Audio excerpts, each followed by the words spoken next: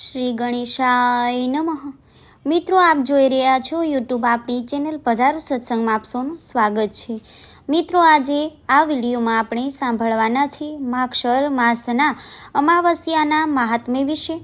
આ દિવસે શુક્રવાર આવે છે, માટે માતા મહાલક્ષ્મીને પ્રસન્ન કરવાના ઉપાય પણ જાણીશું। સાથે સાથે ભગવાન ભોળાનાથની પણ આરાધના આ દિવસે તે થાય છે।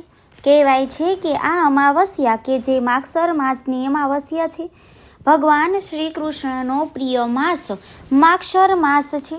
તેની અમાવસ્યાની તિથિ એટલે કે માગશર માસનો અંતિમ દિવસ પિતૃદેવતાની કૃપા પ્રાપ્ત કરવા માટે પણ ઉત્તમ દિવસ છે। તે ઉપાય પણ જાણીશું। મંત્ર તંત્રની આરાધના કરવા માટે મહાકાળીની પૂજા આજના દિવસે થાય છે, તે વિશે પણ આપણે થોડુંક જાણી લઈશું।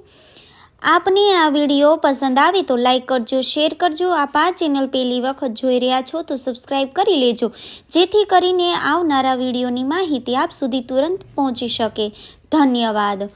ઓમ શ્રી મહાલક્ષ્મી દેવી ધીમયો વિષ્ણુ પત્ની ચે ધીમહિ ધિયો યો ના પ્રચોદયા લક્ષ્મી માતા પ્રચોદયા।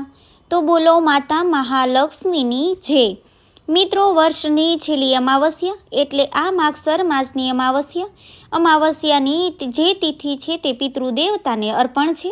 પિતૃદેવતા આ અમાવસ્યાના સ્વામી કહેવાય છે, ઈષ્ટદેવ કહેવાય છે। માટે આજે ખાસ કરીને પિતૃ કાર્ય અવશ્ય કરવું જોઈએ। પિતૃ નિમિત્તે દાન પુણ્ય કરવું જોઈએ। અમાવસ્યાની તિથિ તે પિતૃની શાંતિ માટે પૂજા માટે ઉત્તમ કહેવાય છે। અંધારી રાત એટલે અમાવસ્યા કે જેમાં ચંદ્રમાનું દર્શન થતું નથી અને વાતાવરણ પણ નકારાત્મક ઉર્જા કે પછી ખરાબ શક્તિનો અત્યધિક પ્રભાવ જોવા મળે છે।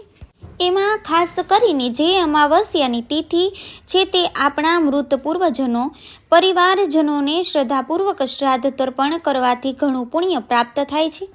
આખા માસમાં પિતૃદેવતાનું આપણે ક્યારેય સ્મરણ કરીએ છીએ તો તે છે આ અમાવસ્યાની તિથિ। આપણા દેવતાઓની પૂજાની સાથે આપણા મૃત પૂર્વજનોના પણ માટે અનુષ્ઠાન આદિ કરીએ છીએ। હિન્દુ પૌરાણિક કથા અનુસાર એવું પણ માનવામાં આવે છે કે અમાવસ્યાના પૂર્વ સંધ્યા પર દેવી લક્ષ્મી બે રૂપમાં ધનવર્ષા કરે છે। એક તો ધાન્ય લક્ષ્મીને રૂપમાં પૂજા થાય છે, જે દેવી આશીર્વાદ, પ્રચુરતા અને ધન પ્રાપ્ત કરાવે છે। માં સંતાન લક્ષ્મીના રૂપમાં એટલે કે આપણો વંશ વૃદ્ધિ કરે છે। શનિદેવની પૂજા છે, હનુમાનજીની પૂજા છે, અથવા કોઈ લક્ષ્મી સાધના કરવી હોય તો પણ રાત્રિના સમયે આપણી લક્ષ્મી માતાના મંત્રનો જાપ પણ કરી શકીએ છીએ। કોઈ પણ પવિત્ર નદીઓમાં સ્નાન કરીને દાન કરીને આપણા પૂર્વજનોનું પિતૃ કાર્ય કરી શકીએ છીએ। વર્ષની આ છેલ્લી અમાવસ્યા છે, માટે આ અમાવસ્યા ખાસ પણ કહેવાય છે। કુંડળીમાં જો પિતૃદોષ હોય તો આ દિવસે તીર્થસ્થળમાં જઈને વિધિ વિધાનથી પિતૃ નિમિત્તે તર્પણ પિંડદાન કરવું જોઈએ। બ્રાહ્મણની સલાહ લઈને પિતૃદોષથી જીવન સંકટોથી હંમેશા ઘેરાયેલું રહે છે। માટે અમાવસ્યાની તિથિ છે તે શ્રાદ્ધ કર્મની કરીને પિતૃઓને મુક્તિ દેવડાવવામાં પણ ઘણી ઉત્તમ તિથિ છે। પૂર્વજનોના આશીર્વાદ પ્રાપ્ત કરવા માટે, વંશમાં વૃદ્ધિ માટે, જીવનમાં ખુશહાલી, ઘરમાં ખુશહાલી માટે આ દિવસ કોઈ પણ ઉપાય કરીએ તે ઉત્તમ સાબિત થાય છે।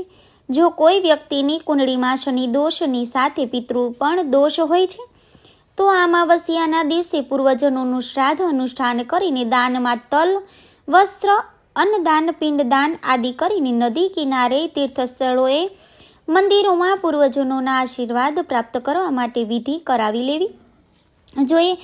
આ ઉપરાંત વિધાન જે પૂજારી તેનું માર્ગદર્શન લેવું જોઈએ।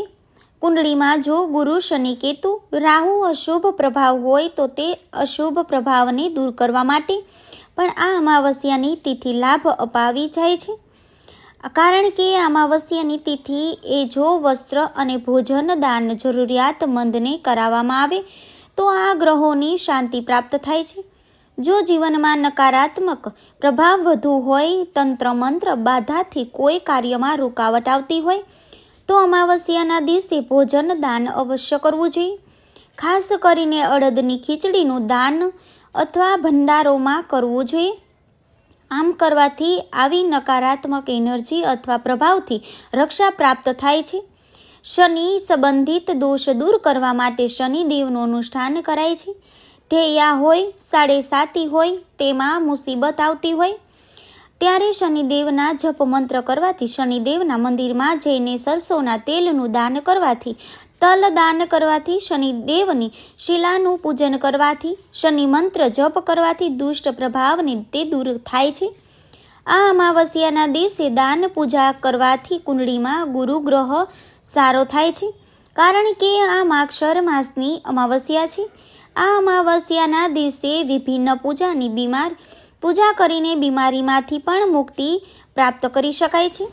સ્વાસ્થ્ય સંબંધિત સમસ્યાથી છુટકારો પ્રાપ્ત કરી શકાય છે. તે ઉપાય પણ કોઈ સારા પંડિત પાસેથી મેળવી લેવા જોઈએ. અકાલ મૃત્યુનો ભય હોય તો આ અમાવસ્યાના દિવસે મહાકાલની પૂજા આરાધના કરવી જોઈએ. ભગવાન ભોળાનાથની પૂજા અર્ચના કરવી જોઈએ. જે ભક્તો અમાવસ્યાનું વ્રત કરે છે એમાંય ખાસ કરીને બહુચરમાનો વ્રત થાય છે, શનિદેવનું પણ વ્રત થાય છે અને આ દિવસે અમાવસ્યાનું વ્રત પણ કરી શકાય છે. ભક્તો એક ટાઈમ સાંજે ભોજન લઈ શકે છે. અમાવસ્યા હોય એટલે આપણે ગંગા સ્નાનની યાદ અવશ્ય આવે. ગંગા સ્નાન કરવાથી પાપ નષ્ટ થાય છે, પરંતુ આપણે સૌ ગંગાજીમાં સ્નાન કરવા તો જઈ શકતા નથી. માટે ઘેરે જ ગંગાજીનું સ્મરણ કરવું જોઈએ અને ગંગાજળ હોય તો તેમાં 2 ટીપા નાખીને તે જળથી સ્નાન કરવું જોઈએ, અથવા ગૌમૂત્રથી પણ થોડા 2 ટીપા નાખીને સ્નાન કરી લેવું જોઈએ. આ પણ ન થાય તો તુલસીનું કુંડું હોય તો આપણા ઘરમાં હોય, તુલસીના જે છોડ હોય તેના માટી છે તે થોડીક માટી લઈને તેનાથી સ્નાન કરી લેવું જોઈએ. આમ કરવાથી શુદ્ધતા જળવાઈ રહે છે, શરીર નિરોગી રહે છે. એવું કહેવાય છે કે ત્યાર પછી આપણા ઘરના મંદિરમાં આવીને ઘરના મંદિરની સાફ સફાઈ કરવી, બિરાજમાન દેવતાઓની પૂજા આરાધના કરવી જોઈએ. ધૂપ દીપ નૈવેદ્ય પુષ્પ ફળ આદિથી ત્યારબાદ સૂર્યનારાયણ દેવને અર્ઘ્ય અવશ્ય આપવું જોઈએ. સૂર્યનારાયણ દેવ તે આપણા પિતૃઓના પણ પિતૃ છે, માટે પરમપિતા પરમાત્માની પૂજા આરાધના કરવી જોઈએ. સૂર્યનારાયણ દેવને તાંબાના લોટામાં જળ ભરીને તેમાં કંકુ, ચોખા, પુષ્પ નાખીને અર્ધ દેવું જોઈએ, અથવા 2 હાથમાં ખોબો રાખીને જળ ભરીને અંજલિ દેવી જોઈએ અને પ્રાર્થના કરવી જોઈએ કે હે પરમપિતા, અમારા જે પિતૃદેવતા છે તેમને મુક્તિ પ્રાપ્ત થાય એવા આશીર્વાદ આપો. આ રીતે પ્રાર્થના કરવી જોઈએ.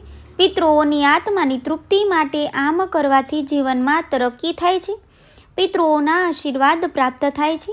પિતૃઓનું તર્પણ માટે સૂર્યદેવની પૂજા કરવી તે ખૂબ જ શુભ માનવામાં આવે છે. શિવાલય જો નજીક હોય તો શિવાલયમાં જઈને ભગવાન ભોળાનાથની પૂજા અર્ચના જ કરવી જોઈએ. આમ કરવાથી પણ પ્રભુની કૃપાથી જીવનમાં ધન ધાન્યની કમી રહેતી નથી. કુબેર ભંડારીની કૃપા પ્રાપ્ત થાય છે. પિતૃદોષથી પીડિત વ્યક્તિએ આ દિવસે શિવજીની પૂજા કરીને શિવજીના શિવલિંગ પાસે નાગ અને નાગણીની જોડી રાખવી જોઈએ. આમ કરવાથી પણ કાલસર્પ દોષ જો કુંડળીમાં હોય તો તે ધીરે ધીરે શાંત થાય છે અને જીવનમાં સુખ શાંતિ જળવાઈ રહે છે. ધનની વૃદ્ધિ થાય છે, સંતાન સુખની પ્રાપ્તિ થાય છે. પીપળાના વૃક્ષમાં જે કે દેવતુલ્ય કહેવાય છે ત્યાં જળ અર્પણ કરવું જોઈએ. પીપળાની જળમાં ગળ્યું જળ અર્પણ કરીને પિતૃદેવતાની શાંતિ માટે પ્રાર્થના કરવી જોઈએ. આમ કરવાથી પણ જીવનમાં રહેલ કષ્ટ દૂર થાય છે, બાધાઓ દૂર થાય છે. કાલસર્પ દોષ જેની કુંડળીમાં છે તે વ્યક્તિ જો નદીની નજીક હોય તો નદીમાં નાગ નાગણીની જોડી વહાવી શકાય છે, જળમાં પ્રવાહિત કરી શકાય છે. 1 શ્રીફળને 1 રૂપિયો પણ જળમાં પ્રવાહિત કરવો જોઈએ. આમ કરવાથી પણ કાલસર્પ દોષમાંથી મુક્તિ મળે છે. જો પિતૃની પ્રસન્નતા ઈચ્છતા હોય તો આ અમાવસ્યાના દિવસે પિતૃતર્પણ કરીને પિતૃ સ્ત્રોતનો પાઠ અવશ્ય કરવો જોઈએ. પિતૃ મંત્ર પણ જપી શકાય છે. આમ કરવાથી પણ પિતૃદેવતાના આશીર્વાદ પ્રાપ્ત થાય છે. ઓમ પિતૃગણાય વિભને જગતધારિણી ધીમહિ ધિયો યો ન પિતૃ પ્રચોદયા અથવા શનિદેવનો મંત્ર પણ જપી શકાય છે. ઓમ ભગવાય વિભને મૃત્યુરૂપાય ધીમહિ ધિયો શનિ પ્રચોદયા. આમ રીતે મંત્ર જપીને પિતૃ તર્પણ કરી શકાય છે. આ પણ ન આવડે તો મૃત્યુંજય મંત્રનો તો જાપ કરી શકાય છે. ઓમ મૃત્યુંજય મહાદેવ ત્રાહી મામ શરણાગતમ જન્મ મૃત્યુ જરાવ્યાથી પીડિતમ કર્મબંધને હિ. આ મંત્ર જપીને ભગવાન ભોળાનાથને પ્રાર્થના કરી શકાય છે, જે નાગોના દેવતા છે, જેના ગળામાં નાગનું આભૂષણ છે. જે ભગવાનને પ્રાર્થના કરીને કરી શકાય છે. તે કાલસર્પદોષની મુક્તિ માટે અને પિતૃદેવતાની મુક્તિ માટે આ ઉપરાંત પ્રાર્થના કરાય છે. ભગવાન શ્રી નારાયણ લક્ષ્મીપતિને કારણે કે શેષ નાગની શૈયા પર બિરાજમાન પ્રભુ આપણા સૌની રક્ષા કરી રહ્યા છે. તે પણ પરમ પિતૃ દેવતાના રૂપમાં જ છે. ગીતાજીમાં ભગવાન શ્રી કૃષ્ણએ કહ્યું છે કે સર્વ પિતૃમાં હું અર્યમા નામના પિતૃ છું. વિશ્વરૂપ દર્શનમાં પિતૃદેવતાના પણ દર્શન કરાવે છે. માટે ભગવાન શ્રી નારાયણની ભક્તિ પૂજા કરવાથી, નારાયણ બલિ કરવાથી પણ પિતૃઓને શાંતિ પ્રાપ્ત થાય છે. અને કુંડળીમાં સર્વદોષને રાહુ કેતુ શનિ કે કાલ સર્પદોષ તે ધીરે ધીરે શાંત થઈ જાય છે. પિતૃદોષથી નિજાત પ્રાપ્ત કરવા માટે પિતૃ નિમિત્તે બ્રાહ્મણોને દાન દક્ષિણા અપાય છે. કાચું સીધું દક્ષિણા સહિત દાન કરી શકાય છે, અથવા બ્રાહ્મણોને ઘેરે બોલાવીને પણ ભોજન કરાવી શકાય છે. આ ઉપરાંત ગાય, કાગડો, કૂતરા માટે ભોજનની વ્યવસ્થા કરવી જોઈએ. કેડિયારું પૂરવું જોઈએ. આમ કરવાથી પણ આપણા ઘરમાં સુખકારી રહે છે. સર્વ દેવી દેવતા સાથે પિતૃદેવતાના આશીર્વાદ પ્રાપ્ત થાય છે. તે આ શુભ તિથિ છે, અમાવસ્યાની તિથિ. આજે મા કાળીની પૂજા આરાધના કરવાનો પણ વિશેષ દિવસ છે. માગસર માસની આ અમાવસ્યાના દિવસે મહાકાળી માતાજીના ભક્તો દર્શન કરવા જાય છે. આમ તો આપણે સૌ માતાજીના દર્શન કરવા માટે પૂર્ણિમા ભરીએ છીએ, પરંતુ આ અમાવસ્યા એવી શુભ છે કે આજે પાવાગઢ યાત્રાનો મહિમા છે. પાવાગઢવાળી મા કાળીમાના માતાજીના દર્શન કરીને ભક્તો પુણ્ય અર્જિત કરે છે. દક્ષિણમુખી મહાકાળી છે તંત્રિકા દેવી છે. જે ભક્તોને જીવનમાં ખૂબ જ કષ્ટ હોય, ગ્રહ બાધા, શત્રુ બાધા હોય, ભય હોય, અકાલ મૃત્યુનો ભય હોય, તો કોઈ પણ ભય હોય, મહાકાળીની આજના દિવસે આરાધના કરવામાં આવે, માતાના દર્શન કરે તો તે સર્વે ભય કષ્ટ બાધામાંથી મુક્તિ મળે છે. શત્રુ સામે પણ જીત પ્રાપ્ત કરી શકે છે. સર્વ પાપ નષ્ટ થાય છે. કાલ ભૈરવ, બટુક ભૈરવ સહિત મહાકાળીનું સ્મરણ કરવામાં આવે છે, પણ સર્વે બાધા નષ્ટ થાય છે. માતા મહાકાળીની આજના દિવસે પુષ્પ, ધૂપ, દીપ, નૈવેદ્ય આદિથી પૂજન કરે છે. નવરાત્રિ દરમિયાન નવદુર્ગામાં કાલ રાત્રિની પૂજા થાય છે. તે પણ અમાવસ્યાની તિથિ જ આ માની પૂજા કરવામાં આવે છે. શુભ ફળની પ્રાપ્તિ અવશ્ય થાય છે. કહેવાય છે કે દર અમાવસ્યાએ માતા મહાલક્ષ્મી પૃથ્વી લોક ઉપર આવે છે, અને જે ભક્તો તેમનું સ્મરણ કરે છે તેમના ઘરમાં એનો નિવાસ કરવામાં આવે છે અને નિવાસ થાય છે. આ માટે અમાવસ્યાના દિવસે એમાંય ભગવાન શ્રી કૃષ્ણને જે પ્રિય છે એ અમાવસ્યાનું આપણે મહત્ત્વ બધું રાખીએ છીએ. લક્ષ્મીજીની કૃપા અવશ્ય વરસે છે. જે આપણે કમાઈએ છીએ તેમાં 10% કે 5%, 2%, 1% એ રીતે દાન કરવું જોઈએ. પૂર્વજનોની કૃપા પ્રાપ્ત થાય છે, સુખ સમૃદ્ધિ પ્રાપ્ત થાય છે.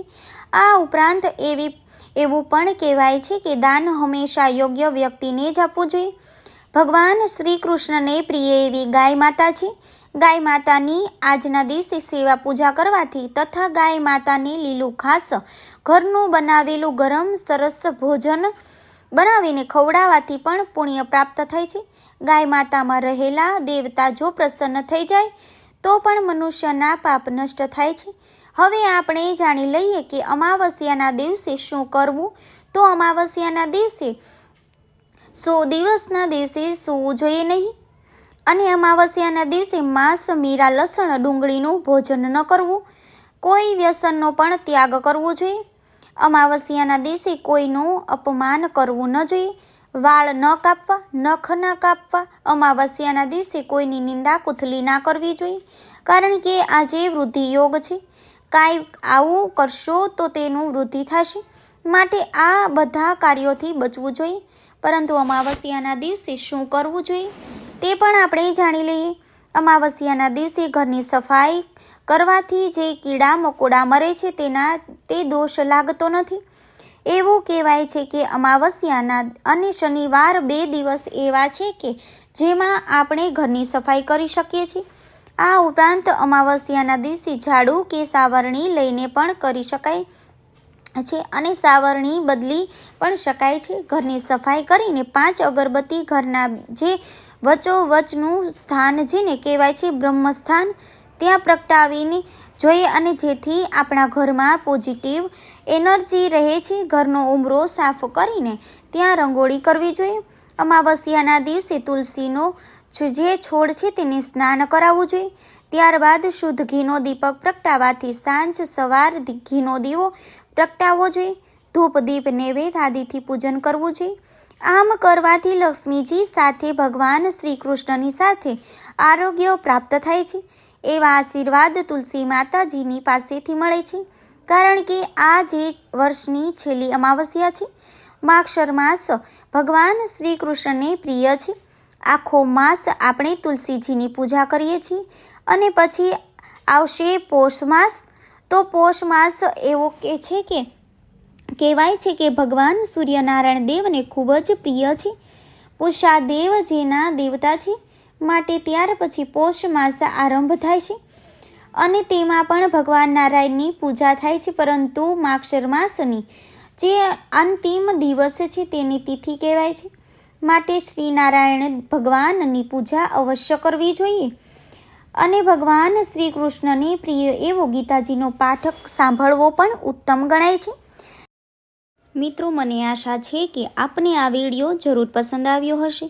શાંતાકારમ ભુજગશયનમ પદ્માનભમ સુરેશમ વિદ્યાધારમ ગગનમ સદર્શમ મેઘવર્ણમ શુભારમ લક્ષ્મીકાંતામ કમલ નયનમ યોગી ભેરધ્યાનમ ગમ્ય વંદે વિષ્ણુ ભવમ ભયહરમ સર્વલોક એકનાથમ શ્રી કૃષ્ણમ વંદે ગુરુ. જય જગતગુરુ. બોલો અમાવસ્યા દેવતાની જય. મિત્રો, મને સાંભળવા માટે ધન્યવાદ. ફરી નવા વિડીયોમાં મળીશું. ત્યાં સુધી આપ સૌને મારી ચેનલના જય શ્રી કૃષ્ણ.